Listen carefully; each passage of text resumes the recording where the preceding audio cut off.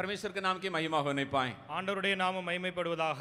हम कुछ ही दिनों के पहले प्रभु यीशु मसीह का और दुख उठाने के बातों को हम अध्ययन करते हुए हम परमेश्वर को आराधना किए और धन्यवाद दिए।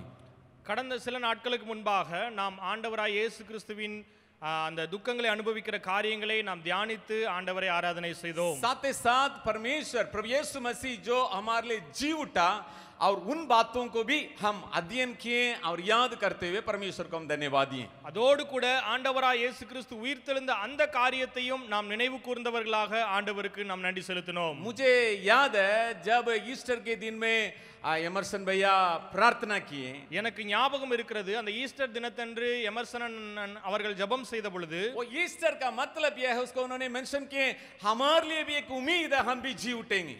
அந்த ஈஸ்டருடைய அர்த்தம் என்னவென்று சொன்னால் அவர் ஜெபம் செய்யும்போது இப்படியாக சொன்னார், நமக்கும் ஒரு நம்பிக்கை இருக்கிறது, நாமும் உயிர்த்தெழுவோம் என்று சொல்லி. इसलिए दुख उठाने के बातों में नहीं है और जी उठने के बातों में नहीं है, फिर हमारे लिए एक नया जीवन को परमेश्वर वायदा दिया है। எனவே நாம் அந்த துக்கங்களை அனுபவிக்கிற காரியம் அல்ல அல்லது உயிர்த்தெழுந்த அந்த காரியம் அல்ல, நமக்காக ஒரு உயிர்த்தெழுந்த ஒரு வாழ்க்கை ஆண்டவர் கொடுத்திருக்கிறதை நாம் நினைவு கூற வேண்டும். நம்மை ஆண்டவர் மறுபடியும் எடுத்து செல்வதாக வாக்கு பண்ணி இருக்கிறார். ஆண்டவர் நம்மை மீண்டும் ஒரு முறையாக அழைத்து செல்வதாக நமக்கு வாக்குத்தத்தம் பண்ணியிருக்கிறார். यूहन्ना रचित सुसमाचार में प्रभु यीशु मसीह ने इस प्रकार बताया। யோவான் எழுதின சுவிசேஷ புத்தகத்திலே ஆண்டவராய் இயேசு கிறிஸ்து இப்படியாக சொல்லி இருக்கிறார். और वचनों को हम देखेंगे அந்த வசனங்களை நாம் பார்க்கலாம். और 14 अध्याय 4ஆம் அதிகாரம் और उसमें पहला दूसरा तीसरा वचनों को हम देखेंगे। அங்கே 1வது 2வது 3வது வசனங்களை நாம் பார்க்கலாம். पढ़ेंगे कोई हिंदी में? तुम्हारा मन व्याकुल ना हो, परमेश्वर पर विश्वास रखो और मुझ पर भी विश्वास रखो। आगे मेरे पिता के घर में बहुत से रहने का स्थान है। यदि ना होती तो मैं तुमसे कह देता क्योंकि मैं तेरे लिए जगह तैयार करने जाता हूँ। आगे और यदि मैं जाकर तुम्हारे लिए जगह तैयार करूं तो फिर आकर तुम्हें अपने यहाँ ले जाऊंगा कि जहाँ मैं रहूं वहाँ तुम भी अनंत काल तक रहें।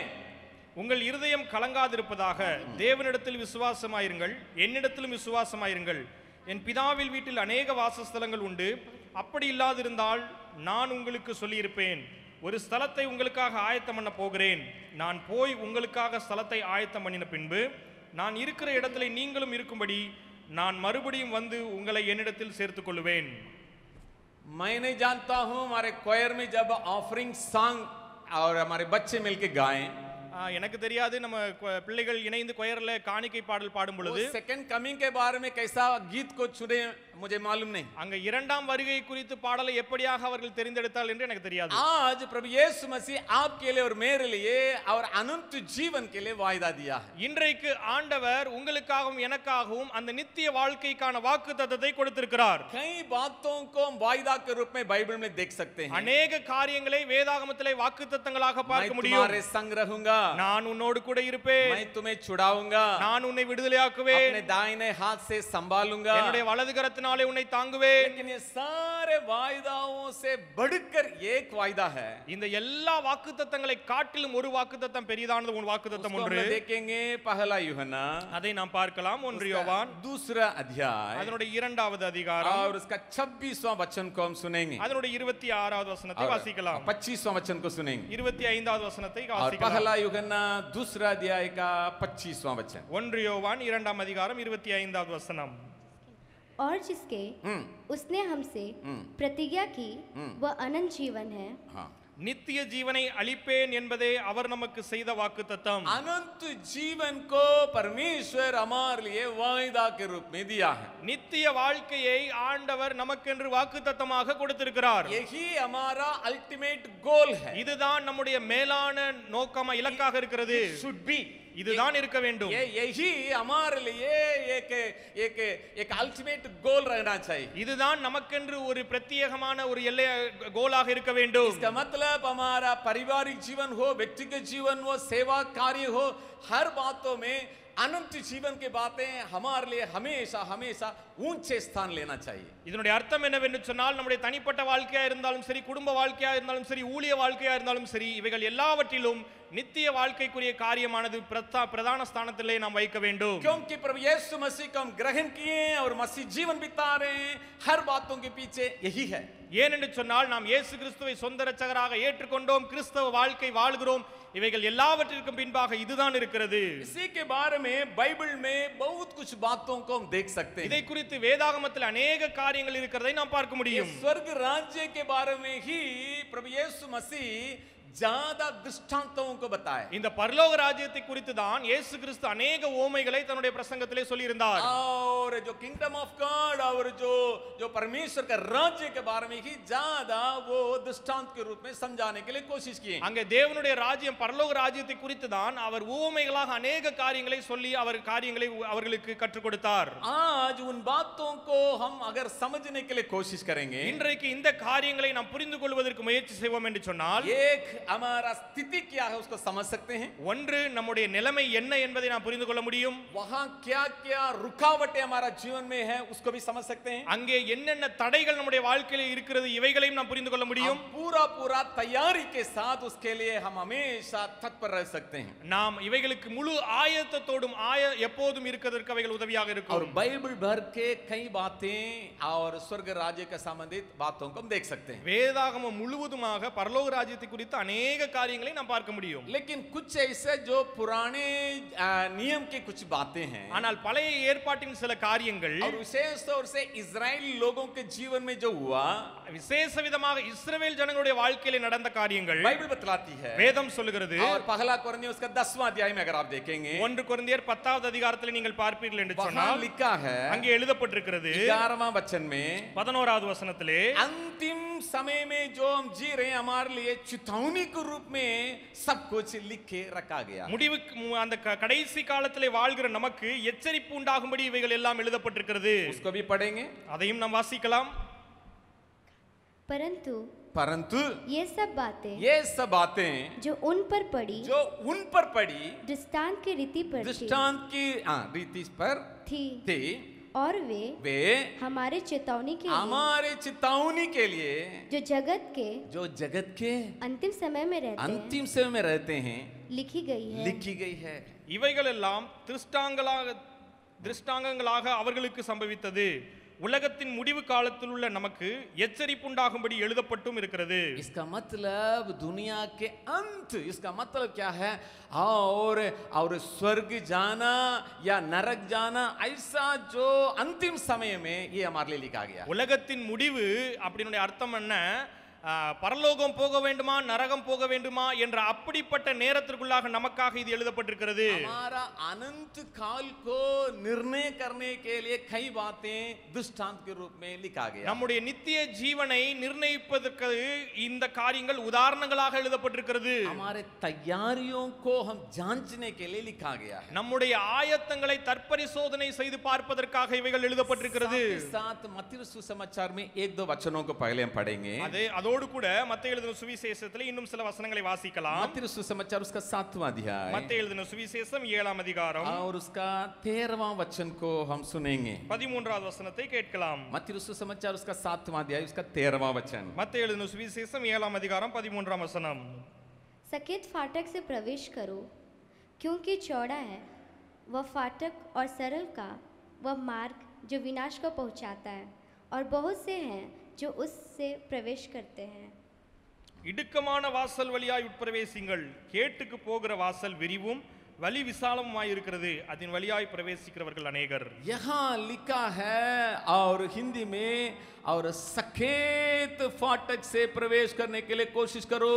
இங்கே எழுதப்பட்டிருக்கிறது இடுக்கமான வாசல் வழியாக உட்பிரவேசிப்பதற்கு முயற்சி செய்யுங்கள். जिसको पहचानने वाले और जाने वाले थोड़े ही रहते हैं, जिससे जो सकेत मार्ग में जाने वाले लोग बहुत कम है. அங்கே இடுக்கமான வாசல் வழியாய் போகிறவர்கள் மிகவும் குறைவானவர்கள். अब चौड़ा रास्ता में जाने वाले बहुत लोग हैं. அங்கே பெரிய விசாலமான வாசல் வழியாய் போகிறவர்கள் अनेகர். यहाँ अनंत जीवन के बारे में लिखा है सकेत फाटक. இங்கே நித்திய ஜீவனை குறித்து எழுதப்பட்டிருக்கிறது இடுக்கமான வாசல். और एक वचन को भी हम पढ़ेंगे मत्ती सुसमाचार 11वां अध्याय, இன்னொரு வசனத்தை வாசிக்கலாம். மத்தேயு எழுதின சுவிசேஷம் 11ஆம் அதிகாரம் 12वां वचन को भी हम देखेंगे. அதனுடைய 12வது வசனத்தை பார்க்கலாம். मत्ती सुसमाचार उसका 11वां अध्याय उसका 12वां वचन. மத்தேயு எழுதின சுவிசேஷம் 11ஆம் அதிகாரம் 12ஆம் वचனம். यूहन्ना बपतिस्मा देने वाले के दिनों से अब तक स्वर्ग के राज्य में अब तक स्वर्ग के राज्य में बलपूर्वक प्रवेश होता रहा है और बलवान उसे छीन लेते हैं. யோவான் ஸ்நானம் காலம் முதல் இதுவரைக்கும் பரலோக ராஜ்யம் பலவந்தம் பண்ணப்படுகிறது. பலவந்தம் பண்ணுகிறவர்கள் அதை பிடித்துக் கொள்கிறார்கள். मेरा कहने का मतलब ये है, நான் இதைத்தான் சொல்ல விரும்புகிறேன். स्वर्ग राज्य जरूर हमारे लिए वायदा के रूप में दिया गया है, பரலோக ராஜ்யம் நமக்காக வாக்குத்தத்தமாக கொடுக்கப்பட்டிருக்கிறது लेकिन தான். उसमें प्रवेश करना आसान नहीं है. ஆனால் அதில் பிரவேசிப்பது எளிமையானது அல்ல. और यहाँ लिखा है बलवान उसे छीन लेता है. इसका मतलब बहुत मेहनत करके और परिश्रम करके हमें अंदर जाना होगा. இங்கே எழுதப்பட்டிருக்கிறது பலவந்தம் பண்ணுகிறவர்கள் என்று சொல்லி. அப்படி என்று சொன்னால் அதற்காக நாம் அதிக பிரயாசப்படுகிறவர்களாய் காணப்பட வேண்டும். इसका मतलब जैसा हम सुनते हैं और गीत गाते ही हम अपने आप को भूल जाते हैं, सोना का रास्ता है, ये है, वो है और मुकुट है, हम ऐसा आसान नहीं है. நாம் அப்படியாக இதனுடைய அர்த்தம் இது அல்ல. அப்படியாக நாம் கேட்கிறோம், பாடல்களை பாடுகிறோம், அங்க தங்க வீதி, அங்க கிரீடம் இருக்கிறது, அப்படியாக நாம் எல்லாவற்றையும் மறந்து, அது அப்படி அல்ல. हम प्रवेश करने के लिए एक विशेष रूप से अपने आप को तैयारी करना जरूरी है. நாம் அதிலே பிரவேசிப்பதற்கு விசேஷித்த விதமாக நம்மை நாமே ஆயத்தப்படுத்த வேண்டிய அவசியம் உண்டு. वो चौड़ा रास्ता नहीं है, सकेत रास्ता. அது விசாலமான பாதை அல்ல, இடுக்கமான பாதை. उसको पहचानने वाले बहुत कम संख्या அதை के लोग हैं. தெரிந்தெடுக்கிறவர்கள் மிகவும் குறைவானவர்கள். तो इसलिए इन बातों को मन में रखते हुए எனவே இந்த காரியங்களை நினைவில் வைத்தவர்களாய் और एक टाइटल देने के लिए चाहा. நான் ஒரு தலைப்பு கொடுக்கிறதுக்கு விரும்பினேன். पहले मैं सोचा और हजारों में एक ऐसा रखेंगे. நான் இப்படியா யோசித்தேன், முதலாவது 1000 என்று சொல்லி. आयरतिल ओरवन.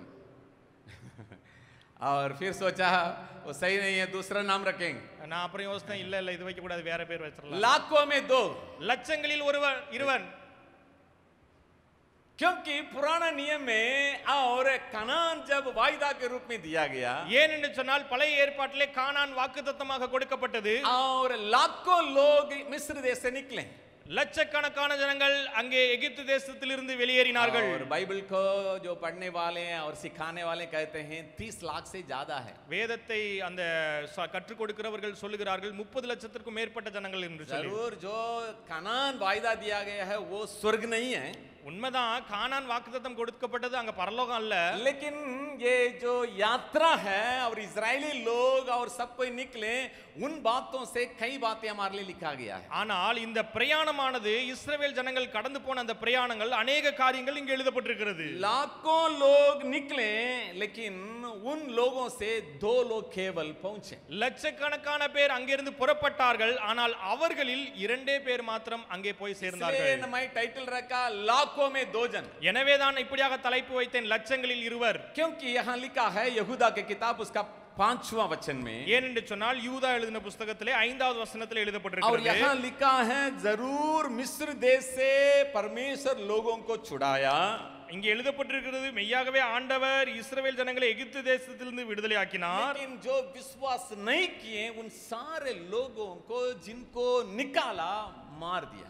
ஆனால் யார் விசுவாசம் இல்லாமல் இருந்தார்களோ, எங்கே அவர்கள் பிரித்தெடுக்கப்பட்டவர்களாக இருந்தாலும் அழித்து போட்டார். इसका मतलब विश्वास को सुरक्षित रखने के लिए वे लोग फेल हो गए. இதனுடைய அர்த்தம் என்னவென்று சொன்னால் விசுவாசத்தை பாதுகாத்துக் கொள்வதற்கு அவர்கள் தோற்று போனார்கள். और हमारे लिए अनंत जीवन की बातें हमेशा आनंद को ले आता है. நமக்காக நம்முடைய வாழ்க்கையிலே அந்த நித்திய ஜீவனானது எப்பொழுதும் சந்தோஷத்தை கொண்டு வருகிற காரியமாக இருக்கிறது. हमारे अंदर में ये निश्चयता है. நமக்குள்ளாக இப்படிப்பட்ட ஒரு நிச்சயம் உண்டா? अगर अभी हमारा मृत्यु हो जाएगा या हम मर जाएंगे या प्रभु यीशु मसीह का दूसरा आगमन रहेगा, क्या हम स्वर्ग राज्य में प्रवेश कर सकते हैं? இப்பொழுது இந்த வினாடியிலே நான் மரித்து போவேன் அல்லது ஆண்டவருடைய இரண்டாம் வருகை இருக்கும் என்று சொன்னால் என்னால் பரலோக ராஜ்யத்திலே கால் வைக்க முடியுமா? 5 साल 10 साल प्रभु के साथ साथ चलने के बावजूद भी, 5 ஆண்டுகள் 10 ஆண்டுகள் ஆண்டவரோடு கூட நடந்த பின்பும் கூட, 10 साल और 20 साल हम परमेश्वर के लिए सेवा करने के बावजूद भी, 10 ஆண்டுகள் 20 ஆண்டுகள் ஆண்டவருக்கு ஊழியம் செய்த பின்பும் கூட, अगर हम उस स्वर्ग राज्य को खो जाएंगे, ஒருவேளை அந்த பரலோக ராஜ்யத்தை நாம் இழந்து போவோம் என்று சொன்னால் बहुत बड़ा दर्दनाक एक स्थिति में हम पहुंच जाएंगे. மிகவும் பரிதபிக்கப்பட்ட நிலைமைக்குள்ளாக நாம் கடந்து आज போவோம். कुछ बातों को हम लोग पुराना जो नियम से और यहोशू और कालेब के जीवन से हम लोग देखेंगे. இன்றைக்கு பழைய ஏற்பாட்டிலே யோசுவா காலேபனுடைய வாழ்க்கையிலிருந்து சில காரியங்களை நாம் கற்றுக்கொள்வோம். लाखों में जो 2 जन निकले और 2 जन पहुंच गए, उनका जीवन में क्या ऐसे बातें इजरायली लोगों से फर्क को लेके आया, उन बातों को हम देखेंगे. லட்சங்களிலிருந்து 2 பேர் மாத்திரம் அந்த வாக்குத்தத்தம் கொடுக்கப்பட்ட தேசத்திற்குள்ளாக கொண்டு போய் சேர்ந்தார்கள். அப்படியாக அந்த இஸ்ரவேல் ஜனங்களுடைய வாழ்க்கைக்கும் இவருடைய வாழ்க்கைக்கும் என்ன வித்தியாசம் காணப்பட்டது? प्रभु हमें सहायता करने पाए और ये दोनों का जीवन की बातों को हम ध्यान देने के लिए. ஆண்டவர் நமக்கு உதவி செய்வாராக இந்த 2 பேருடைய வாழ்க்கையிலிருந்து நாம் காரியங்களை கற்றுக்கொள்வதற்கு. जैसा मत्ती सुसमाचार में हम लोग सुने, सकेत रास्ता है, उसको पहचानने वाले बहुत कम हैं. எப்படியாக மத்தேயு எழுதின சுவிசேஷத்திலே நாம் வாசித்தோமோ, இடுக்கமான வாசல் அதில் வழியாக உட்பிரவேசிக்கிறவர்கள் வெகு சிலர். यहाँ सबसे पहले और यहोशू के जीवन से एक बात को देखेंगे. இங்கே முதலாவது யோசுவாவினுடைய வாழ்க்கையிலிருந்து ஒரு காரியத்தை பார்க்கலாம். गिनती के किताब उसका 14 अध्याय என்னாகமம் அதனுடைய 14ஆம் அதிகாரம் और उसका 24वां वचन को हम देखेंगे. அதனுடைய 24வது வசனத்தை பார்க்கலாம். और गिनती के किताब और उसका 14 अध्याय என்னாகமம் 14ஆம் और அதிகாரம் उसका 24वां वचन को हम देखेंगे. அதனுடைய 24வது வசனத்தை பார்க்கலாம். परंतु इस कारण कि मेरे दास कालेब के साथ और ही आत्मा है. बस என்னுடைய தாசனாகிய காலேப் வேறே ஆவியை உடையவனாய் இருக்கிறபடினாலும். यहाँ सबसे पहले हम कालेब के जीवन से देखेंगे. இங்கே முதலாவது காலேபுடைய வாழ்க்கையில் இருந்து பார்க்கலாம். जो 2 जन कनान देश पहुंचे, யார் 2 பேர் கானான் தேசத்தை சென்றடைந்தார்களோ, उसमें एक जन कालेब के बारे में लिखा है. அங்கே ஒருவர் காலேபை குறித்து எழுதப்பட்டிருக்கிறது. और वो एक और अलग प्रकार के आत्मा को पाया है. அங்கே அவர் வேறே ஆவியை உடையவனாய் இருந்தார். इसका मतलब அதனுடைய அர்த்தம், अन्य लोगों के पास जो आत्मा है वो आत्मा नहीं है, ये अलग प्रकार के आत्मा को पाया हुआ था. மற்ற ஜனங்களிடத்தில் இருந்த ஆவி அல்ல, இவரிடத்திலே ஒரு வித்தியாசமான ஆவி காணப்பட்டது.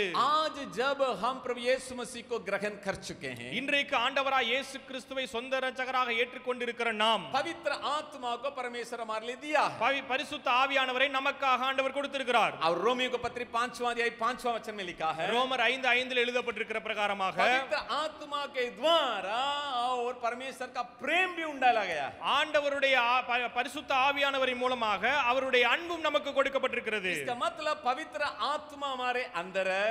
இதனுடைய அர்த்தம் பரிசுத்த ஆவியானவர் நமக்குள்ளாக உண்டு. और हमारा पारिवारिक जीवन चलाने के लिए, सेवा करने के लिए, एक दूसरों से संपर्क करने के लिए और प्रेम भी दिया गया है स्वर्ग से. நம்முடைய குடும்பத்தை நடத்துவதற்கும் நாம் ஒருவர் மற்றவர்களோடு கூட காரியங்களை நடப்பிப்பதற்கும் பரலோகத்திலிருந்து ஆண்டவருடைய அன்பும் நம்மேல் ஊற்றப்பட்டு இருக்கிறது. इसलिए पौलुस कहता है पहला कुरिन्थियों उसका 2 अध्याय में, எனவேதான் பவுல் சொல்கிறார் 1 கொரிந்தியர் 2வது அதிகாரத்திலே, उसको भी हम देखेंगे. அதையும் நாம் பார்க்கலாம். पहला कुरिन्थियों उसका 2 अध्याय 1 கொரிந்தியர் 2ஆம் அதிகாரம். और पौलुस कहता है, பவுல் இப்படியாக சொல்லுகிறார், हम लोग दुनिया के आत्मा को नहीं पाए हैं. நாம் உலகத்தின் ஆவியை பெற்றுள்ளவில்லை. हम दुनिया के जो आत्मा को हम लोग नहीं पाए हैं. நாம் உலகத்தின் ஆவியை பெற்றவர்களாயிராமல் परमेश्वर के ओर से जो आत्मा है उसको हम लोग पाए हैं. நாம் ஆண்டவரின் மூலமாக கொடுக்கப்பட்ட ஆவியை பெற்றுக் கொண்டிருக்கிறோம். और यहाँ पर हम 2 अध्याय का 12 वचन पढ़ेंगे. परंतु हमने, वेरी गुड, परंतु हमने संसार की आत्मा नहीं, परंतु हमने संसार की आत्मा नहीं, परंतु वो आत्मा पाया है जो परमेश्वर की ओर से है. पढ़ना. நாங்களோ உலகத்தின் ஆவியை பெறாமல் தேவனால் எங்களுக்கு அருளப்பட்டவைகளை அறியும்படிக்கு தேவனிடத்திலிருந்து புறப்படுகிற ஆவியே பெற்றிருக்கிறோம். अगर हम स्वर्ग राज्य में पहुंचना है, ஒருவேளை நாம் பரலோக ராஜ்யத்திற்குள்ளாக பிரவேசிக்க வேண்டும் என்று சொன்னால், वायदा किया गया उस अनंत जीवन को पाना है, வாக்குத்தத்தம் கொடுக்கப்பட்ட அந்த நித்திய ஜீவனை பெற்றுக்கொள்ள வேண்டும் என்று சொன்னால், किस प्रकार का आत्मा को पाए हैं और किस प्रकार का आत्मा से चलाए जाते हैं उसको जांचना बहुत बहुत जरूरी है. நாம் எப்படிப்பட்ட ஆவியை பெற்றிருக்கிறோம், எப்படிப்பட்ட ஆவியின் மூலமாக நடத்தப்படுகிறோம் என்பதை அறிய வேண்டிய அவசியம் உண்டு. क्योंकि जब हम इजरायली लोगों के बारे में देखते हैं, ஏனென்று சொன்னால் நாம் இஸ்ரவேல் ஜனங்களை குறித்து பார்க்கும் பொழுது गिनती के किताब उसका 11वां अध्याय, என்னாகமம் 11வது அதிகாரத்திலே और जरूर वे लोग परमेश्वर को बुलाहट को पाके आगे बढ़ रहे थे, மெய்யாகவே அவர்கள் ஆண்டவருடைய அழைப்பை பெற்று தொடர்ந்து முன்னேறுகிறவர்களாக இருந்தார்கள். लेकिन जो अन्य जाति लोगों के अनुसार चलने लगे, ஆனால் மற்ற புறஜாதிகளைப் போல அவர்கள் வாழ ஆரம்பித்தார்கள். और जरूर विश्वास करके वे लोग मिस्र देश से बाहर आए, மெய்யாகவே அவர்கள் விசுவாசத்தோடு இஸ்ரவேல் அங்க எகிப்து தேசத்திலிருந்து வெளியே வந்தார்கள். लेकिन जैसा विश्वास के साथ बाहर आए उनका चाल चलन ऐसा नहीं है. ஆனால் எப்படிப்பட்ட விசுவாசத்தோடு அவர்கள் அங்கிருந்து வெளியேறி வந்தார்களோ அப்படிப்பட்ட அதற்குரிய காரியங்கள் அவருடைய வாழ்க்கையில் வெளிப்படவில்லை. इन लोगों का विश्वास अलग है, क्रिया अलग है. இவளுடைய விசுவாசம் வேறா இருந்தது, கிரியை வேறுவாக இருந்தது. इन्हीं बातों को हम याकूब की किताब में पढ़ते हैं. இதே காரியத்தை யாக்கோபினுடைய புத்தகத்திலே வாசிக்கிறோம். वो वचन भी याद आ रहा है, उसको भी हम देखेंगे. அந்த वचनத்தை நாம் பார்க்கலாம். यहाँ देखिएगा, और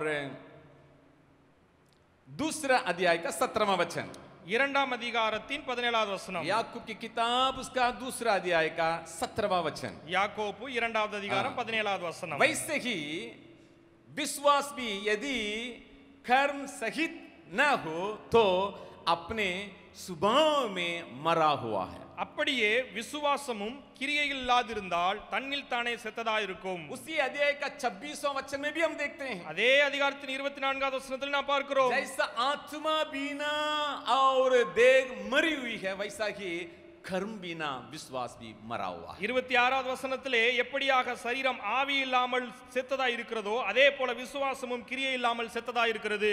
हम आत्माओं को जरूर पाए हैं. நாம் ஆவியை பெற்றிருக்கிறது உண்மைதான். हम जब आगे बढ़ रहे हैं, நாம் தொடர்ந்து முன்னேறும் பொழுது हम कौन सा आत्मा से हम चलाए जा रहे हैं? எப்படிப்பட்ட ஆவியின் மூலமாக நாம் நடத்தப்படுகிறோம்? दुनिया के आत्मा से चलाए जा रहे हैं या पवित्र आत्मा से चलाए जा रहे இந்த हैं? உலக ஆவியினாலே நாம் நடத்தப்படுகிறோமா அல்லது பரிசுத்த ஆவியானவரினுடைய ஆவியினாலே நடத்தப்படுகிறோமா? परमेश्वर के आत्मा के द्वारा जो प्रेम हमारा जीवन का आधार है, या दुनिया के आत्मा के द्वारा मिला हुआ दुनिया का ज्ञान हमारा आधार है? ஆண்டவரின் மூலமாக கொடுக்கப்பட்ட அந்த தேவ அன்பின் அடிப்படையில் நம்முடைய வாழ்க்கை இருக்கிறதா அல்லது இந்த உலகத்தின் மூலமாக பெறப்பட்ட காரியங்களை கொண்டு நம் வாழ்க்கை வாழ்ந்து கொண்டிருக்கிறோமா? दुनिया का बुद्धि, दुनिया का ज्ञान, दुनिया का और चतुराई हमें चला सकता है. இந்த உலகத்தின் ஞானம், உலகத்தின் அறிவு, தந்திரங்கள் நம்மை வழிநடத்த கூடும். हम बेहतरीन काम को कर सकते हैं, நாம் மேன்மையான காரியங்களை செய்ய முடியும். हम चतुराई के साथ विचार करके, நாம் தந்திரமான காரியங்களை செய்ய முடியும். और हमारा जो दुनिया के हर प्रकार के बातों को लगा के हम कामों को कर सकते இந்த हैं. உலகத்தின் பிரகாரமான எல்லா காரியங்களையும் செலுத்தினவர்களாக நாம் வேலைகளை செய்ய முடியும். लेकिन कालेब की नाई हम सही आत्माओं को अनुसार हम चलेंगे, ஆனால் நாம் காலேப்பை போல சரியான ஆவியை பெற்றவர்களாக நாம் வாழ்க்கையை நடத்தும் பொழுது तबे हम स्वर्ग में पहुंच सकते हैं. அப்போதுதான் நாம் பரலோக ராஜ்யத்திலே பெற முடியும். ये इजरायली लोगों के जीवन में देखिएगा, जब राजाओं के किताब में हम आते हैं, நாம் இந்த இஸ்ரவேல் ஜனங்களுடைய வாழ்க்கை குறித்து ராஜாக்களின் புத்தகத்திலே பார்க்கும் பொழுது वहां स्पष्ट रूप से मैं 3 वचनों को देखा. அங்கே தெளிவாக 3 வசனங்களை நான் பார்த்தேன். मेरे साथ खोलिएगा என்னோடு கூட சேர்ந்து திருப்புங்கள். दूसरा राजा 2 ராஜாக்கள் और उसका 17वां अध्याय. அதனுடைய 17வது அதிகாரம். दूसरा राजा 2 ராஜாக்கள் और उसका 17वां अध्याय को अगर हम खोलेंगे, அங்கே 17வது அதிகாரத்தை நாம் திருப்புவோம் என்று उसका சொன்னால் आप अभी पढ़ने का जरूरत नहीं है, அங்கே வாசிப்பதற்கு அவசியம் இல்லை. आप उसको केवल देख सकते हैं. நாம் அதை பார்க்கலாம். और दूसरा राजा 17वां अध्याय और उसका 32वां वचन और 33वां वचन और 41वां वचन, अगर ये तीनों वचनों को अगर आप देखेंगे, இங்கே 17வது அதிகாரத்திலே 32வது வசனம், 33வது வசனம், 41வது வசனத்திலே நீங்கள் பார்த்துவீர்கள் आप என்று சொன்னால் जरूर इन वचनों को आप नोट करके देखिएगा. நீங்கள் இந்த வசனத்தை நீங்கள் கொஞ்சம் திறந்து பாருங்கள். दूसरा राजा 17वां अध्याय 2 ராஜாக்கள் 17 32, 33 और 41, 32, 33, 41 वहां लगातार लिखा है. அங்கே தொடர்ந்து இந்த காரியம் எழுதப்பட்டிருக்கிறது. जरूर वे लोग परमेश्वर का डर वही माने, அங்கே ஆண்டவருக்கு பயந்திருந்தது உண்மைதான். लेकिन अन्य जाति लोगों के अनुसार काम किए. ஆனால் மற்ற புறஜாதிகளைப் போல அவர்கள் கிரியைகளை செய்தார்கள்.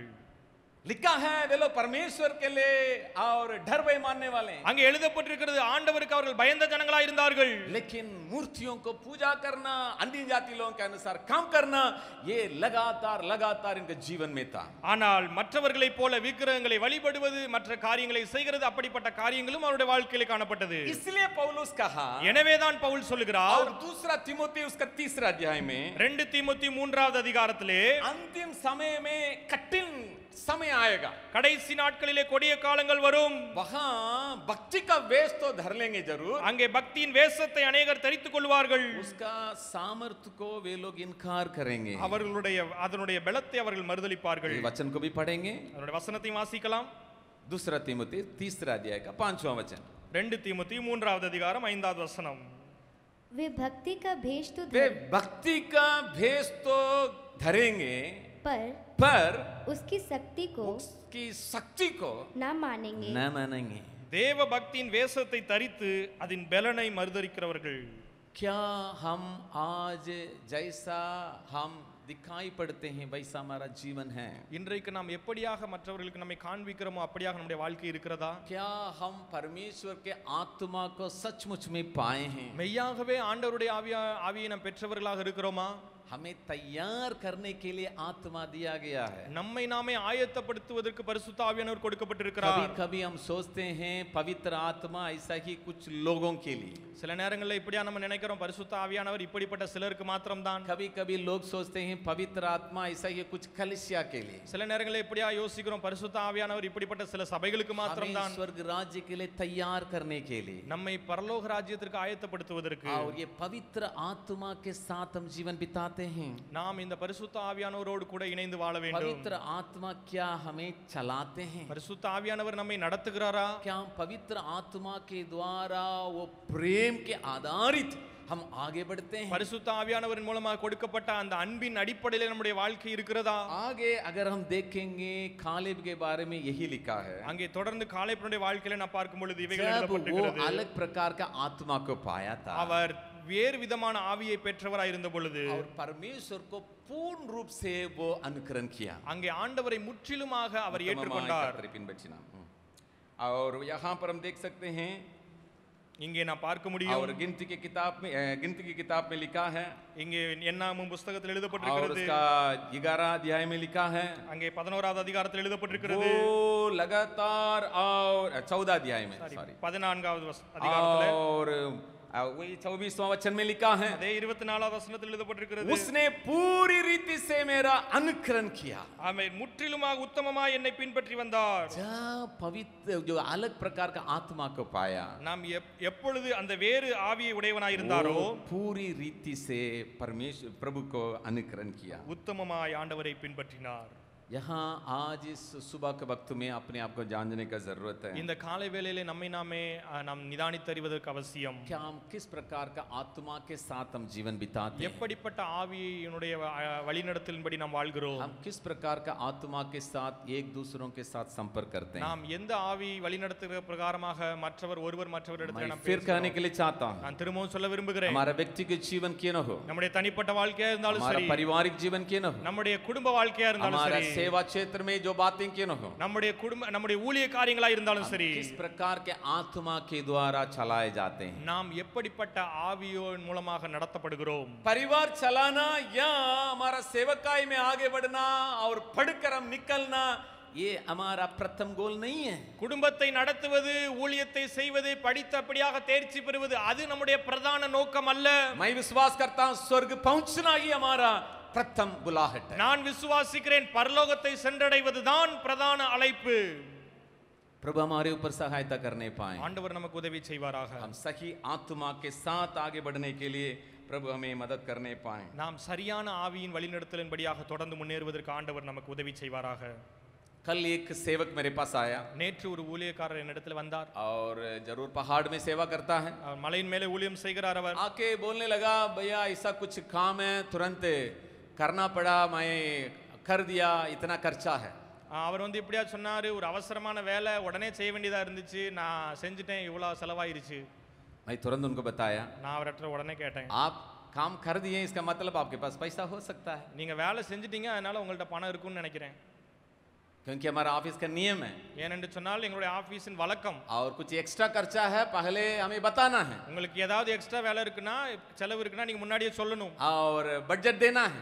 பட்ஜெட் கொடுக்கணும். हम लोग हमारा फंड को देखेंगे. நாங்கள் எங்களுடைய பண நிலைமையை பார்ப்போம். जब हम लोग ओके बोलेंगे जोनल ऑफिस के द्वारा तबे वो काम कर सकते हैं. அது எப்பொழுது ஜோனல் ஆபீஸ் மூலமாக அப்ரூவல் ஆகுதோ அதுக்கு அப்புறம் தான் நீங்க அந்த வேலையை செய்யணும். कोई सूचना नहीं दिया जोनल ऑफिस को. அவர் எந்த அறிவிப்பும் கொடுக்கல ஜோனல் ஆபீஸ் को पता भी नहीं चला. ஜோனல் ஆபீஸ்க்கு தெரியவே தெரியாது. मैं बोला आप स्वयं करने के चलते इसका मतलब आपके पास पैसा है आप कर दिए बहुत धन्यवाद बहुत अच्छा काम. நான் இப்படியா சொன்னேன் உங்களிடத்துல நீங்களா செஞ்சிட்டனால உங்ககிட்ட பணம் இருந்துச்சு அதனால நல்ல காரியம் செஞ்சீங்க நல்லது அப்படின்னு बोलने लगे अंकल ऐसा नहीं है अंकल मैं आप पैसा देंगे तो अच्छा रहेगा मेरे पास पैसा नहीं है मैं किसी तरह कर दिया. அவர் இப்படியா சொன்னார் நீங்க இல்ல अंकल நான் எப்படியோ செஞ்சிட்டேன் நீங்க பணம் கொடுத்தீங்கன்னா ரொம்ப நல்லா இருக்கும் என்கிட்ட பணம் இல்ல என்று. मैं इसको दो प्रकार डील कर सकता हूं. நான் இதை ரெண்டு விதமாக நடத்த முடியும். एक है बिना पूछ के काम किया तुम कैसा पैसा लेगा आप देख लेंगे. நீ என்கிட்ட கேட்காம செஞ்சல எப்படி காசு வாங்கலன்னு பார்க்கலாம். लेकिन दूसरा ये भी कर सकता हूं. ரெண்டாவது இன்னொன்னு செய்ய முடியும். उनको सिखाना भी मेरा काम है. நான் அவங்களுக்கு கற்றும் கொடுக்கணும். लेकिन उनका नुकसान भी नहीं होना है. அதே நேரத்துல அவங்களுக்கு பாதிப்பும் வரக்கூடாது. हम किस प्रकार के आत्मा के साथ एक दूसरों के साथ हम डील करते हैं. நாம் எப்படிப்பட்ட ஆவியோடு கூட ஒருவர் மற்றவரிடத்திலே நாம் காரியங்களை செய்கிறோம். प्रभु हमें सहायता करने पाए. ஆண்டவர் நமக்கு उदவி செய்வார். और दूसरा और एक बात को हम लोग देखेंगे. இரண்டாவது இன்னொரு காரியத்தை பார்க்கலாம். और यहाँ इजरायली लोग जिस देश को छोड़ के आए उसको स्मरण करने लगे. இங்கே இஸ்ரவேல் ஜனங்கள் எந்த தேசத்தை விட்டு வந்தார்களோ அதை நினைவு கூற ஆரம்பித்தார்கள். जिस देश में जाना है उसको भूल गए. எந்த தேசத்தை சென்றடைய வேண்டுமோ அதை மறந்து போனார்கள்.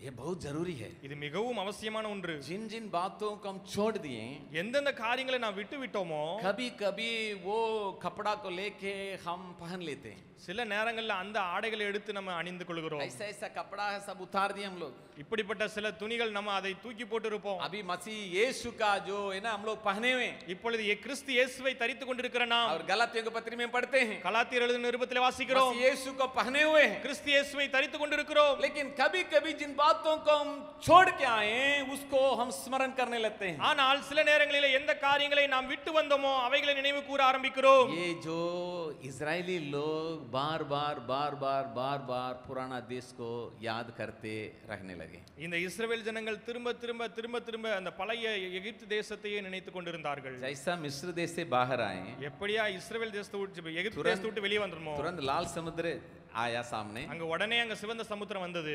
तुरंत बोलने लगा உடனே சொல்ல हाँ हम ஆரம்பிச்சாங்க लोग उधर रहते तो अच्छा रहता. நாங்க அங்கே இருந்திருந்தோம்னா நல்லா இருந்திருப்போம். तुरंत याद आ रहा है உடனே ஞாபகம் வந்துருச்சு. अरे प्रभु लेके आया क्या करने जा रहा हम देखेंगे मूसा आप क्या कहने जाते हैं वो नहीं है. हाँ हम लोग उधर रहते तो याद याद जो जिस देश को छोड़ के आए वही बार बार याद आ रहा है. ஆண்டவர் கொண்டு வந்தார் என்னென்ன காரியங்களை மோசேயை கொண்டு செய்ய போறார் எப்படியா நடத்த போகிறார் என்று அதை பார்ப்போம் அல்ல உடனே நாங்க அங்க இருந்திருந்தோம்னா அப்படின்னா உடனே பழைய குறித்த காரிய நினைவுகள். योशुआ के समय तक भी वे लोग उसी प्रकार के मूड में हैं. அங்க யோசுவாவின் காலம் வரைக்கும் அவர்கள் அதே காரியத்தை திரும்ப திரும்ப செய்து கொண்டிருந்தார்கள். जब भी कुछ बातें होता है तुरंत वापस चले जाएंगे. எப்பெல்லாம் எந்த காரியம் நடந்தாலும் உடனே நாங்க போயிரணும். और मूसा जब 12 लोगों को भेजा और कनान देश में அங்கே மோசே 12 பேரை கானான் தேசத்திற்கு அனுப்பின பொழுது 10 लोग आके और लोगों को मोड़ दिया. அங்கே 10 பேர் வந்து ஜனங்களுடைய எண்ணங்களை மாற்றி போட்ட பொழுது और उनका हृदय जो है पिघल गया. அங்கே இருதயம் அவர்களை கலங்கி போயிற்று.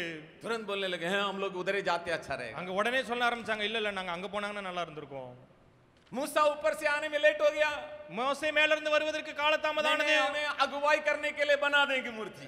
நம்ம வழி நடத்துகிறதுக்கு ஏதாவது ஒரு விக்கிரகத்தை உருவாக்கிடுவோம். ऐसा पुराना याद है. எப்பவுமே பழைய ஞாபகம். थोड़ा सा छुएंगे पुराना கொஞ்சம் தொட்டா உடனே பழைய ஞாபகம். जब तक पवित्र स्थान में रखेंगे तब तक ठीक है. எப்ப அந்த பரிசுத்த ஸ்தலத்துல வைக்கிறோமோ அது வரைக்கும் ஓகே சரி. थोड़ा सा छुएंगे கொஞ்சம் தொட்டுட்டா तुरंत पुराना मनुष्य आ जाएगा. உடனே பழைய மனுஷன் வந்துறான். ये इजरायली लोगों के अंदर बारन-बार यही आने लगा. இஸ்ரவேல் ஜனங்களுடைய வாழ்க்கையில திரும்ப திரும்ப இதே காரியம் வந்தது. लेकिन जाशुआ और कालेब वे लोग और यहोशू और कालेब कभी भी जो छोड़ के आए वो देश के बारे में वो लोग विचार नहीं किया. ஆனால் யோசுவாவும் காலேபும் ஒருவேளை கூட விட்டு வந்த தேசத்தை குறித்து அவர்கள் நினைக்கவில்லை. 45 साल होने के बाद भी 45 ஆண்டுகள் ஆன பின்பும் கூட कालेब कहता है காலேப் சொல்லுகிறார், और मुझे वो देश में जाना है.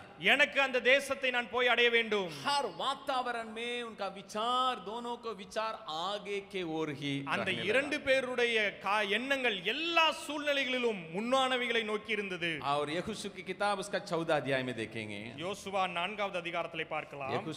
14வது अध्याय. சாரி 14வது. और यहोशू की किताब उसका 14 अध्याय.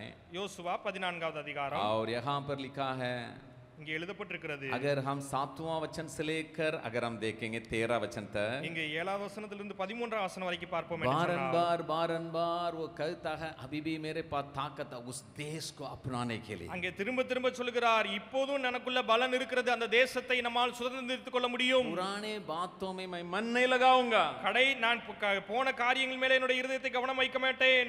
आज परमेश्वर हमसे पूछने के लिए चाहता है, இன்றைக்கு ஆண்டவர் நம்முடைய இருதயத்திலே நம்மிடத்திலே பேச हमें விரும்புகிறார், याद दिलाने के लिए चाहता है. நம்மை ஞாபகப்படுத்த விரும்புகிறார். जब हम आगे की ओर बुलाएंगे, நாம் அந்த எதிர்காலத்திற்காக நாம் அழைக்கப்பட்டிருக்கிற நாம் स्वर्ग राज्य में प्रवेश करने के लिए बुलाएंगे, பரலோக ராஜ்யத்திலே அடைவதற்காக அழைக்கப்பட்டிருக்கிற நாம் हम धन्य लोग हैं.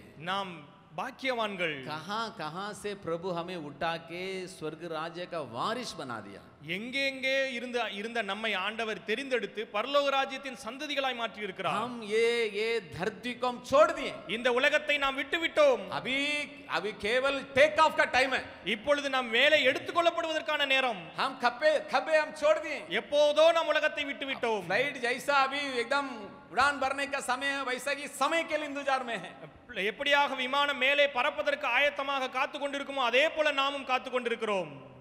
क्या हम अभी भी ये दुनिया के बातों को बार बार लेके चलते हैं? இப்பொழுதும் இந்த உலகத்தினுடைய காரியங்களை திரும்ப திரும்ப நாம் எடுத்துக்கொண்டு போய் கொண்டிருக்கிறோமா? हमेशा हमारे मन में ये विचार आना चाहिए. எப்போதும் நம்முடைய இருதயத்தில் இந்த எண்ணம் வர வேண்டும். जैसा दूसरा कोरिन्थियों 5वां अध्याय में लिखा है, எப்படியாக 2 கொரிந்தியர் 5வது அதிகாரத்தில் எழுதப்பட்டிருக்கிறது, वहां पर लिखा है, அங்கே எழுதப்பட்டிருக்கிறது. और उसका पहला वचन को देखेंगे, அங்கே முதலாவது வசனத்தை பார்க்கலாம். और दूसरा कोरिन्थियों उसका 5वां अध्याय का पहला वचन. 2 கொரிந்தியர் 5வது அதிகாரத்தின் முதல் வசனம்.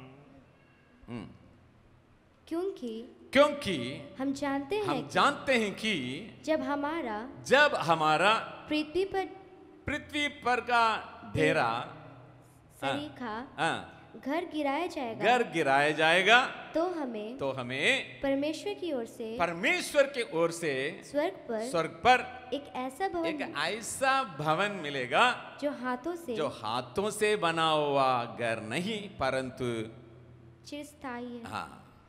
பூமிக்குரிய கூடாரமாகிய நம்முடைய வீடு அழிந்து போனாலும் தேவனால் கட்டப்பட்ட கைவேலை அல்லாத நித்திய வீடு பரலோகத்திலே நமக்கு உண்டென்று அறிந்திருக்கிறோம்.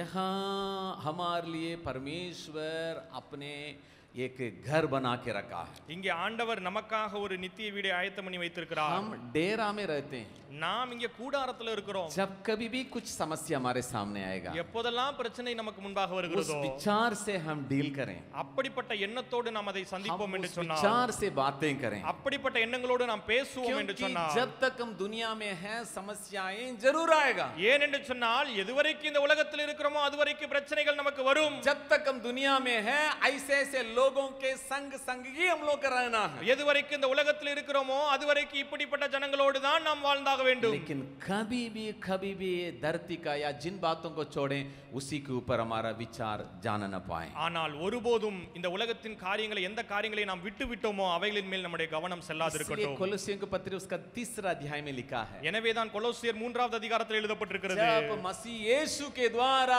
जिलाए गए हैं, எப்பொழுது இயேசு கிறிஸ்துவின் மூலமாக உயிர்த்தெழுக்கப்பட்டிருக்கிற நாம் स्वर्गीय बातों के ऊपर विचार करें. நாம் பரலோகத்தின் காரியங்களின் மேலே எண்ணமுள்ளவர்களாய் இருக்க வேண்டும். स्वर्गीय राज्यों के बारे में हम सोचते आगे बढ़े. நாம் பரலோகத்தின் ராஜ்யங்களின் காரியங்களை குறித்து தொடர்ந்து எண்ணிக்கொண்டு முன்னேற வேண்டும். हमेशा जैसा कालेब का 45 साल बीत गया, எப்படியாக காலேபுக்கு 45 ஆண்டுகள் கடந்து போனதோ जितने साल के अनुभव भी हमारे पास रहे, எத்தனை ஆண்டுகளுக்குரிய அனுபவம் நம்முடைய வாழ்க்கையில் இருந்தாலும் சரி, स्वर्गीय विचारों को हम कभी भी छोड़ना न पाए. பரலோக எண்ணங்களை நாம் ஒருபோதும் விட்டு விடாதிருப்போமாக.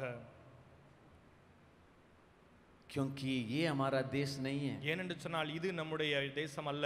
हम स्वर्गीय देश का वारिस है. நாம் பரலோக ராஜ்யத்தின் சந்ததியாய் இருக்கிறோம். इन बातें कभी भी हमारा मन से हटना ना पाए. இந்த காரியங்கள் நம்முடைய இருதயத்தை விட்டு ஒருபோதும் நீளாதிருக்கட்டும். तीसरा और एक बात को मैं दिखाऊंगा. மூன்றாவது இன்னொரு காரியத்தை நான் உங்களுக்கு காண்பிப்பேன். ये दोनों अपना निर्णय में अर्पणता में स्थिर थे. இவர்கள் இரண்டு பேரும் தங்களுடைய தீர்மானம் தங்களுடைய காரியங்களிலே நிலையாக உறுதியாக இருந்தார்கள். वे लोग कभी भी अपना जो निर्णय में किसी भी प्रकार का बदलावट को आने नहीं दिया. அவர்கள் தங்களுடைய தீர்மானங்களிலே ஒருபோதும் எப்படிப்பட்ட மாற்றங்களையும் வருவதற்கு அவர்கள் அனுமதிக்கவில்லை. आप अगर देखेंगे गिनती के किताब उसका 13वां अध्याय, நீங்கள் அதை பார்ப்பீர்கள் என்று சொன்னால் என்னாகமம் 13வது और அதிகாரத்திலே उसका 13वां अध्याय में लिखा है, அதனுடைய 13வது அதிகாரத்திலே எழுதப்பட்டிருக்கிறது. और उसमें 27वां वचन से लेकर அங்க 27வது வசனத்திலே आप 14 अध्याय का 8वां वचन तक आप देख सकते हैं. அங்கே 14வது அதிகாரத்தின் 8ஆம் வசனம் வரைக்கும் நீங்கள் பார்க்க முடியும். जब मूसा 12 लोगों को भेजे, எப்படியாக மோசே அந்த 12 பேரை அனுப்பினாரோ, आप लोग जाके देख के आइएगा, क्योंकि वो परमेश्वर के द्वारा वायदा किया गया. நீங்கள் போய் அந்த தேசத்தை பார்த்து வாருங்கள், ஏனென்று சொன்னால் ஆண்டவர் மூலமாக வாக்குத்தத்தமாக கொடுக்கப்பட்ட தேசம். देश को हम लोग अपनाना है. அந்த தேசத்தை நாம் சுதந்தரித்துக் கொள்ள வேண்டும். जब वो निर्णय के साथ गए,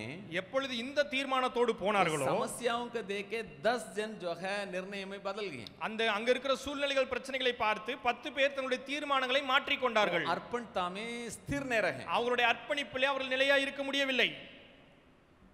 लेकिन ये दोनों ஆனால் எந்த இரண்டு பேரோ अपना अर्पणता में निर्णय में वे लोग स्थिर थे. அவர்கள் தங்களுடைய அர்ப்பணிப்பு தீர்மானத்திலே உறுதியாக இருந்தார்கள். कभी कभी हम प्रभु के लिए वाचा बांधते हैं. சில நேரங்களிலே நாம் ஆண்டவரிடத்திலே உடன்படிக்கை பண்ணுகிறோம். हम लोग अपना जीवन को हम अर्पण करते हैं. நம்முடைய வாழ்க்கையை நாம் அர்ப்பணிக்கிறோம். लेकिन जब नकारात्मक की बातें ज्यादा हमारे चारों तरफ आएगा, ஆனால் எப்பொழுது எதிர்மறையான காரியங்கள் நம்மை சுற்றிலும் வருகிறதோ, क्योंकि यहाँ 2 जन के विरोध में 10 जन खड़े हो गए. ஏனென்று சொன்னால் இங்க 2 பேருக்கு விரோதமா 10 பேர் வந்துட்டாங்க. ये 10 जन के साथ पूरा झुंड जो है मिल गया. இந்த 10 பேர் கூட மொத்த கூட்டமும் கூடிக்கொண்டது. लेकिन ये 2 जन अपना जो कन्विक्शन है, अपना निर्णय है, उसमें स्थिर थे. ஆனால் இந்த 2 பேரும் தங்களுடைய தீர்மானம் தங்களுடைய அழைப்பிலே உறுதியாக இருந்தார்கள்.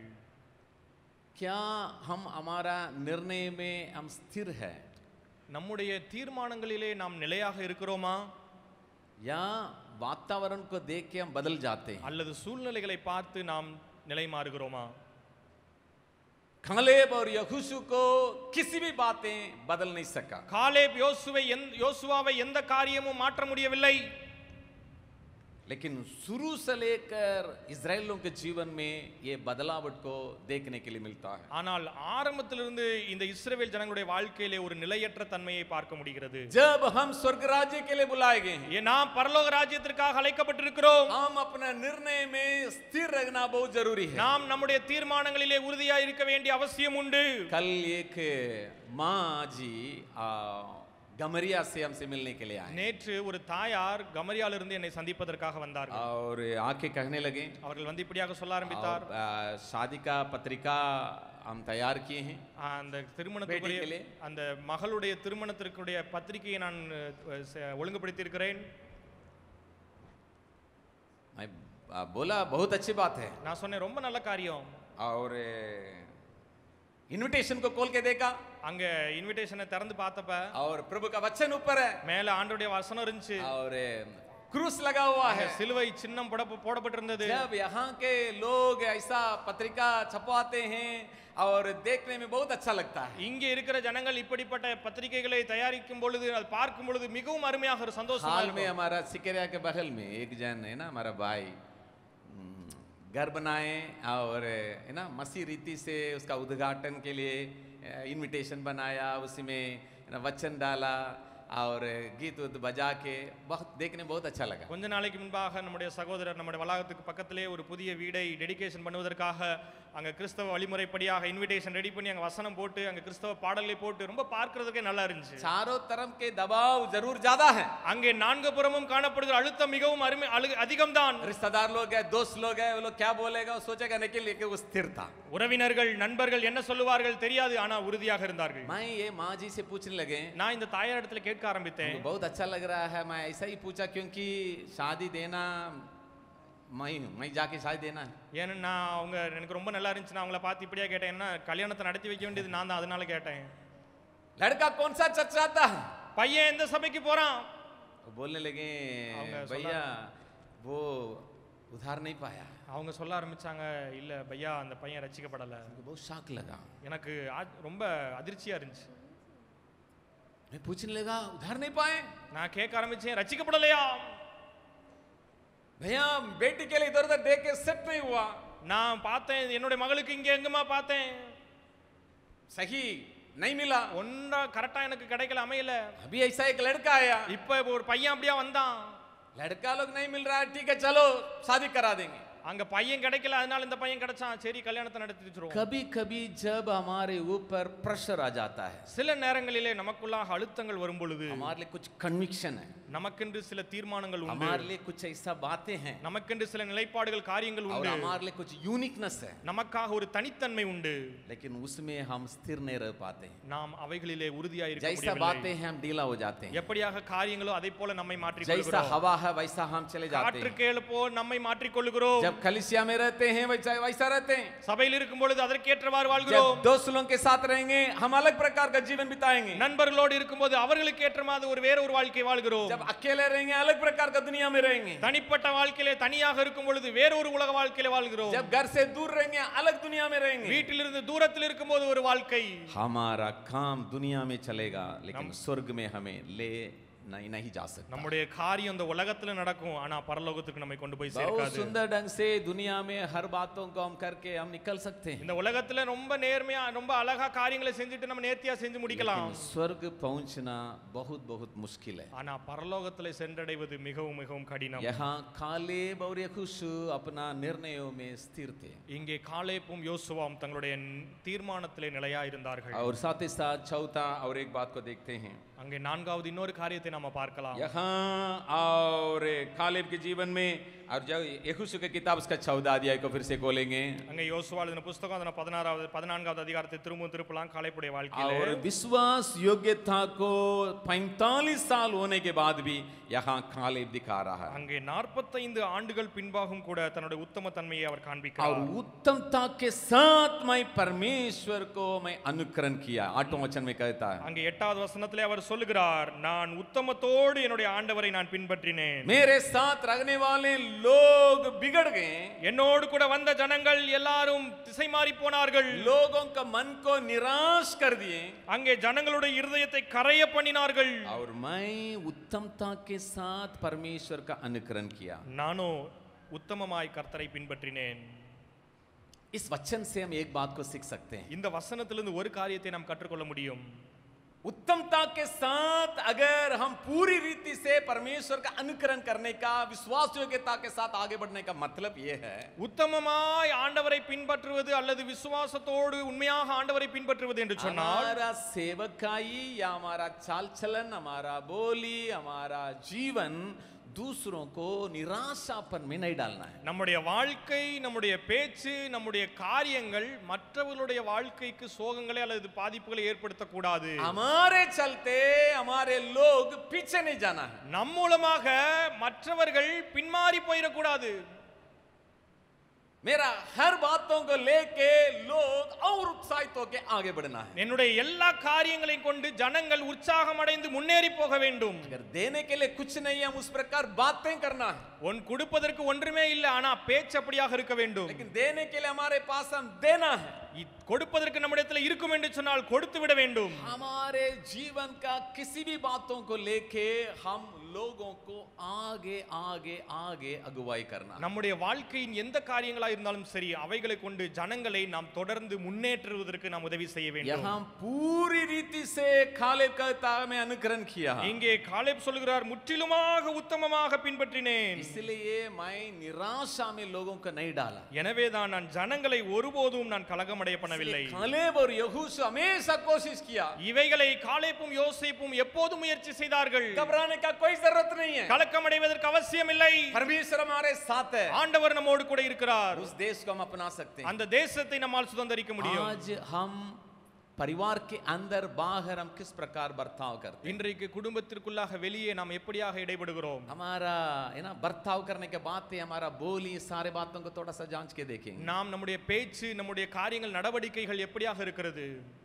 हम दूसरों को उत्साहित करते हैं, மற்றவர்களை உற்சாகப்படுத்துகிறோம். निराशापन से उठाने के लिए कोशिश करते அங்கே हैं। சோர்விலிருந்து அவர்களை உயர்த்தி எடுப்பதற்கு நாம் முயற்சி बहुत बड़ा செய்கிறோம். काम है ये, அது மிகவும் பெரிய காரியம். क्योंकि हमारे चारों तरफ के लोग ऐसा निराशापन में हैं। ஏன் என்று சொன்னால் நம்மை சுற்றியுள்ள ஜனங்கள் அப்படிப்பட்ட சோர்விலே இருக்கிறார்கள். अगर हम और निराशापन में डाल देंगे, இன்னும் அதிகமாக அவர்களை சோர்வுக்குள்ளாக நடத்துவோம் इसका என்று मतलब சொன்னால் ये नहीं है मैं पूरी रीति से विश्वास योग्यता के साथ प्रभु का अनुकरण कर रहा हूं। அதனுடைய அர்த்தம் இது அல்ல. நான் முற்றிலுமா உத்தமமா ஆண்டவரை பின்பற்றுகிறேன் என்று சொல்கிறது அல்ல. आखिर में और एक बात को कहकर मैं अंत करूंगा। கடைசியா ஒரு காரியத்தை சொல்லி நான் முடிக்க விரும்புகிறேன். कालेब पूरा पूरा विश्वास में था आखिरी तक। கடைசி வரைக்கும் காலேப் முழு விசுவாசத்தோடு இருந்தார். यहोशू की किताब उसका 14 अध्याय में हम देखते हैं, யோசுவா 14வது அதிகாரத்திலே நாம் பார்க்கிறோம். इतने साल होने के बाद भी, இத்தனை ஆண்டுகள் போன பின்பும் கூட, और यहाँ लिखा है 12वां वचन को देखेंगे, இங்கே 12வது வசனத்திலே பாருங்கள் எழுதப்பட்டிருக்கிறது. इसलिए अब वो पहाड़ी मुझे दे जिसकी चर्चा यहोवा ने उस दिन की थी। तूने तो उस दिन सुना होगा कि उसमें अनकवंशी रहते हैं और बड़े बड़े गढ़वाले नगर भी हैं, परंतु क्या जाने संभव है कि यहोवा मेरे संग रहे और उसके कहने के अनुसार मैं उन्हें उनके देश से निकाल दूं। परमेश्वर मेरे साथ रहेगा, मैं वो देश के ऊपर विजय को प्राप्त कर सकता हूं। கர்த்தர் என்னோடு இருப்பார் என்று சொன்னால் அந்த தேசத்தின் மேலே நான் ஜெயத்தை பெற முடியும். आज हमारा विश्वास की जीवन कैसा है? இன்றைக்கு நம்முடைய விசுவாச வாழ்க்கை எப்படியாக இருக்கிறது? हम विश्वास के साथ ही यात्रा को शुरू किए। நாம் விசுவாசத்தோடு தான் நம்முடைய ஓட்டத்தை ஆரம்பித்தோம். विश्वास के द्वारा ही हम प्रभु यीशु मसीह को ग्रहण किए। விசுவாசத்தினால தான் ஆண்டவராய் இயேசு கிறிஸ்துவை ஏற்றுக்கொண்டோம். आज हमारा जीवन में विश्वास कैसा है? இன்றைக்கு நம்முடைய வாழ்க்கையில விசுவாசம் எப்படி जैसा இருக்கிறது? मैं शुरू में बताया था, எப்படியாக நான் ஆரம்பத்திலே சொன்னேனோ, हम जब स्वर्ग जाने के समय आएगा, நாம் பரலோகத்திற்கு போகும் ये நேரம் வரும் பொழுது विश्वास एक बहुत बड़ा महत्व जगह को लेगा। இந்த விசுவாசம் மிகவும் ஒரு விலையேற பெற்ற ஒரு இடத்தை பெறும். यहूदा 5वां वचन में हम लोग देखें, யூதா 5வது வசனத்திலே நாம் जो பார்த்தோம். विश्वास नहीं किया वो सबको ही सत्यानाश होगी। அங்கே விசுவாசம் இல்லாத எல்லாரும் அழிந்து போனார்கள். क्या हम हर बातों में आखिरी तक हम विश्वास करते हैं? எல்லா காரியத்திலும் கடைசி வரைக்கும் நாம் விசுவாசம் உள்ளவர்களா இருக்கிறோமா? बातें बिगड़ जाने के बावजूद भी क्या हमारा विश्वास परमेश्वर के ऊपर है? காரியங்கள் மாறி போன பின்பும் கூட நம்முடைய விசுவாசம் ஆண்டவர் மேல இருக்கிறதா? अगर हमारे अंदर में विश्वास नहीं है, ஒருவேளை நமக்குள்ளாக விசுவாசம் இல்லை என்று சொன்னால், विश्वास में हम कमजोर है, விசுவாசத்திலே பலவீனர்களா இருப்போம் என்று हम சொன்னால், स्वर्ग में प्रवेश करना मुश्किल है। நாம் பரலோக ராஜ்யத்தை சுதந்தரிப்பது கடினம். क्योंकि परमेश्वर का संतान होने का अधिकार ये आईडी के साथ ही हमें मिला। ஏன் என்று சொன்னால் பரலோகத்தின் சந்ததியாய் இருப்பதற்குடைய அடையாளம் இதோடு தான் கொடுக்கப்பட்டிருக்கிறது. यूहन्ना पहला अध्याय के 12 वचन में वैसा ही शुरू हुआ। யோவான் 1:12 இப்படியாக ஆரம்பிக்கிறது. हम विश्वास किए, विश्वास के साथ हम ग्रहण किए, तब परमेश्वर का संतान बने। நாம் விசுவாசம் உள்ளவர்களா இருந்தோம், விசுவாசத்தினால ஏற்றுக்கொள்ளப்பட்டோம், அதனால தான் அவருடைய சந்ததியாக மாறி இருக்கிறோம். पौलुस के समान ये विश्वास को सुरक्षित रखना जरूरी है। நாம் பவுலை போல விசுவாசத்தை காத்துக்கொள்ள வேண்டும். इस सुबह के वक्त में जब हम परमेश्वर के पास आए हैं, இந்த காலை வேளையிலே ஆண்டவருடைய சமூகத்தில் வந்திருக்கிற நாம் हमारा अल्टीमेट गोल को कभी भूल न पाए। நம்முடைய பிரதான நோக்கத்தை ஒருபோதும் மறவாதிருப்போமாக. हमारा जीवन का प्रथम मकसद यही है, स्वर्ग में पहुंचना। நம்முடைய வாழ்க்கையின் பிரதானமான நோக்கம் இதுதான், பரலோக ராஜ்யத்தை சென்றடைய வேண்டும். हमारे अंदर आशा है हम एक ना एक दिन जरूर स्वर्ग जाएंगे। நமக்குள்ளே ஒரு நம்பிக்கை உண்டு, ஒரு நாள் இல்லை ஒரு நாள் நாம் பரலோக ராஜ்யத்தை சென்றடைவோம். लेकिन इसको कभी हम भूल न पाए, वो सखे श्वेत रास्ता है। ஆனா அதை ஒருபோதும் நாம் மறந்து போக கூடாது, அது இடுக்கமான வாசல். हम ऐसा मनमानी जीवन के साथ हम स्वर्ग नहीं जा सकते। நாம் அப்படியாக மனம் போன வாழ்க்கை வாழ்கிறவர்களா இருந்தார்கள் என்று சொன்னால் அங்கே போக முடியாது. इसलिए पुराने नियम के हर एक बातें हमारे लिए चेतावनी के रूप में दिया गया है। எனவே தான் பழைய ஏற்பாட்டின் எல்லா காரியங்களையும் நமக்கு எச்சரிப்பாக கொடுக்கப்பட்டிருக்கிறது. हम एक गीत को तमिल गीत को हम लोग गाने के लिए कोशिश करेंगे, उसके बाद प्रार्थना के साथ हम इसे आराधना को हम अंत करेंगे।